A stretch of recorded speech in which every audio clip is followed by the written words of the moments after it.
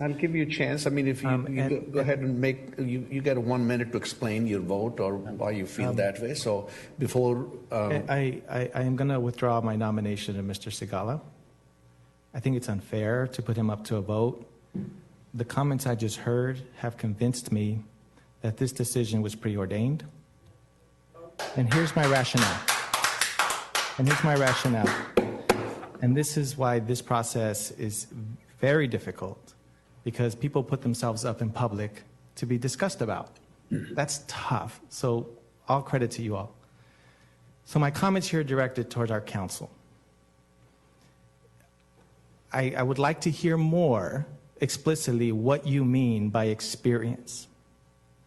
Because my questions, folks who have a lot of experience would be able to at least acknowledge they've come to this dais over the past 10 years advocating for certain policies, advocating for policies, advocating for certain budgets, advocating for certain investments.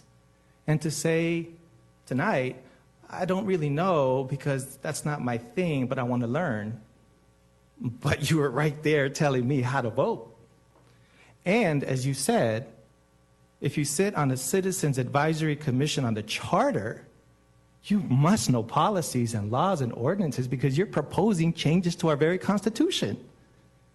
So to claim this evening, I don't know about that work, is either disingenuous at best or at worst naive. I mean, this is at worst and at best naive. And I appreciate the other candidates. And Carlos, this is where I feel bad for you because I know that maybe you weren't ready on the spot because, as Gloria said, some of us are not as good on the spot. So that's where your last comment to me is like, wow. But I appreciated folks like Phil, who I completely disagree on some of your policies. But the thought process that I would like to serve with that person, right? Or someone like that, to discuss and deliberate. So I appreciate that all of you engaged in a deliberative process. We're willing to put yourselves out in public. But I'm sorry this process was preordained. In fact, in my interview to begin with Ms. Gloria, her first comment was, when I'm appointed, this is what I will do. And caught herself and then said, I'm sorry, I'm just trying to be positive. But that's not how it was said. I've been in enough experiences in my life when I know when someone is thinking positive versus a slip. And so, if and when, yes. So my apologies to candidates that have put themselves up. I had hoped that the rationale I would hear would be more based in, if we're going to say experience, then to have an applicant who can't speak to certain specifics because I don't know, I'll learn. Yes, I sat on an elected body previous to this, but Mr. Fessel, you did take positions in our first 2 years. You didn't sit quietly. You took positions. You voted. You asked hard questions.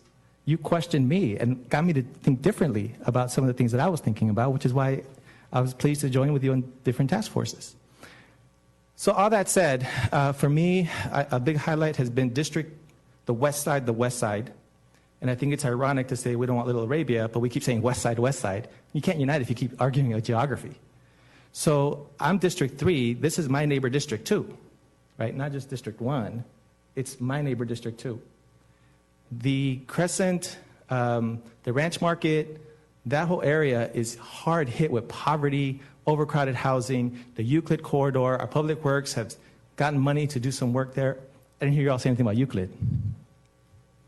So again, I would prefer a process where we can get input from the public.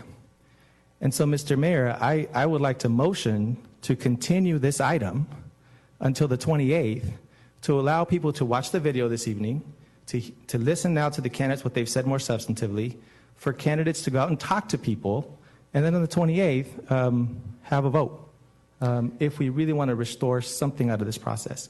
If we cannot continue the item, then I will simply abstain on this vote out of interest for the people of District 2 and the integrity of our City Council's process and work. Thank you, Councilmember Moreno. So I make a motion to continue the item. So there's a motion. Is there a second on this at this time? I do not hear any second at this time. Your motion fails. And you bring great experience. And there's Mr. Sigala brings a passion that is absolutely spectacular. That's what I call a fair process.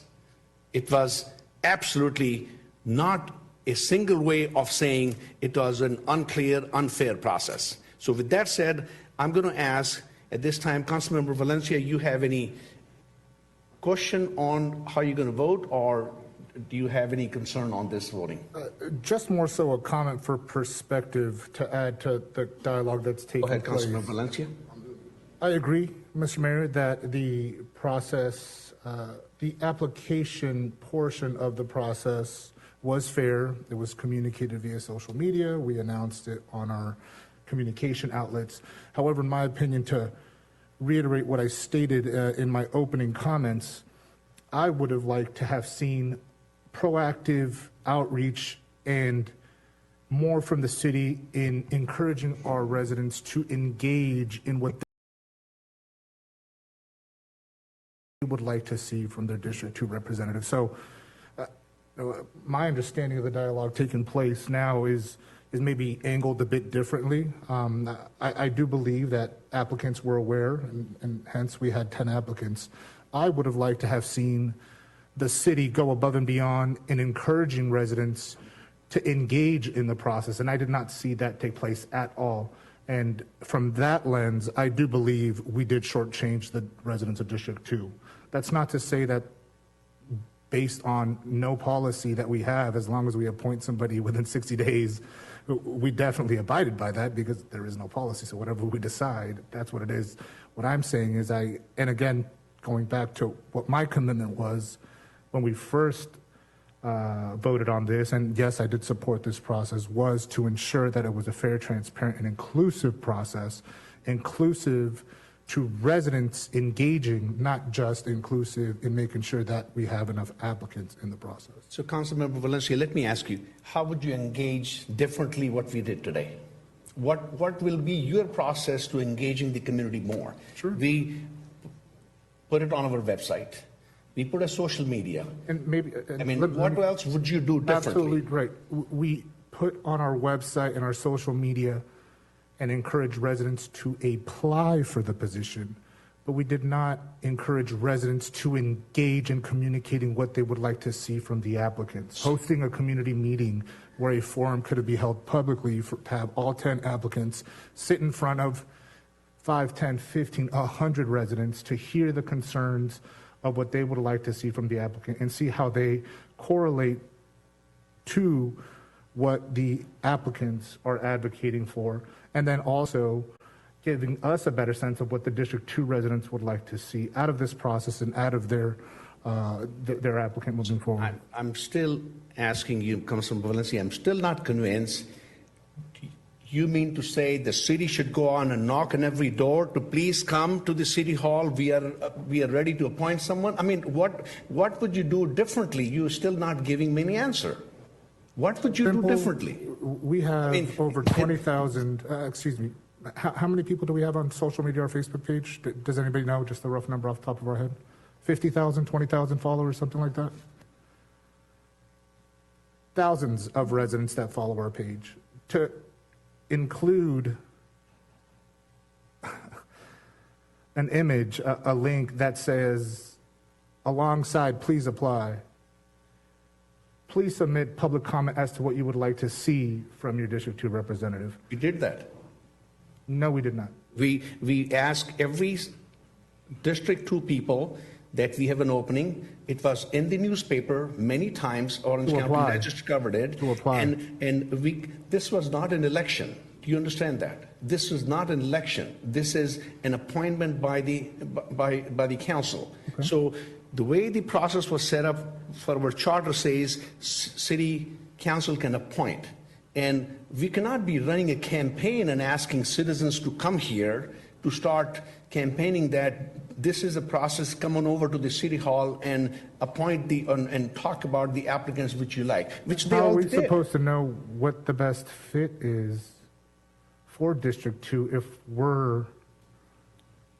it's our responsibility to appoint that? What are we supposed to base it off of? Just our own personal thought of what we think is best for that community that we don't live with and don't experience on a day-to-day basis? No, you had an opportunity to have an actual one-to-one to meet with the applicant. You were given an opportunity, right? Well, and to my point, so you interviewed on him. your understanding of what's best for District 2 is what you're basing your decision off of, instead of what the residents of District 2 believe their best representative Absolutely. is. So, anyway, we are not going to go any discussion further because I'm I'm not just hearing any. expressing my position is all, I'm and not- I understand the process, and I'm ready to vote whenever everybody Not else is. hearing anything different. At this time, I'm going to call for the vote. Please, Madam Clerk. Mr. Mayor, Councilmember Moreno, I think explain my vote. I haven't had a chance to do that. Well, you had an ample opportunity that why you do not want to vote. Oh, no, I was commenting on what, you allowed me to comment for a minute on what Mayor Pro Tem said, and so that's what I did. Right. It's just 30 seconds, Mr. Mayor. That, Okay, please go ahead. To explain that. Please go ahead. As I said, I withdrew my nomination, Mr. Sigala, because I just don't feel it's fair. And the reason why I feel it's unfair is that we didn't know the rules of engagement tonight. So Carlos didn't know to prepare to answer some questions in public. Neither did any of you. And so I thank you to those who did. I wasn't prepared, but I went off your applications because I felt it was important that the public hear. So when Mr. Mayor, you didn't let us know ahead of time the rules of engagement tonight. And so that's what makes it unfair, is then folks who, as Gloria said, may be more well-versed in speaking in public are able to do it on the spot, and others not. So I just think ultimately that's what made me feel the way I feel, and I still do, about preordained. But nonetheless, without those questions, I realized that we actually went into a process without anyone even knowing what was going to happen tonight, how we were going to decide. And I think that's what makes it unfair. Was that purposeful? I don't know. I can't read your heart or mind. But what I do know is that it created an unfair space tonight. And that's what makes it unfair to me. Why I will be abstaining on this vote, and certainly willing to hear the public's outrage or condemnation for my vote, but that's what we do. We vote one way or the other. So I will be Please. abstaining, Mr. Mayor. Thank you. At this time, I'm going to ask my council colleague to please vote. And Madam Clerk, can I have the roll? Can I have the vote, please? The vote is 4 ayes, 2 abstentions, abstention by Councilman Moreno and Councilman Valencia. Thank William you. I is appointed to the position. Thank you. The request, I'm going to ask from my right side to have Councilmember Moreno, please, it's your turn to go ahead and make any council communication at this time. Just again, want to thank the applicants and folks who considered applying. I do know there were folks who considered, but ultimately decided not to. And thank you to all the candidates who, on the fly, were able and willing to answer questions this evening. My apologies to those who were not prepared to do that. And again, that's why the process for me was fatefully flawed. I do look forward to working with the new district representative, District 2. Given that it's a neighbor to my district and District 3, and hope that the ethos that the candidate said in her application and this evening holds true.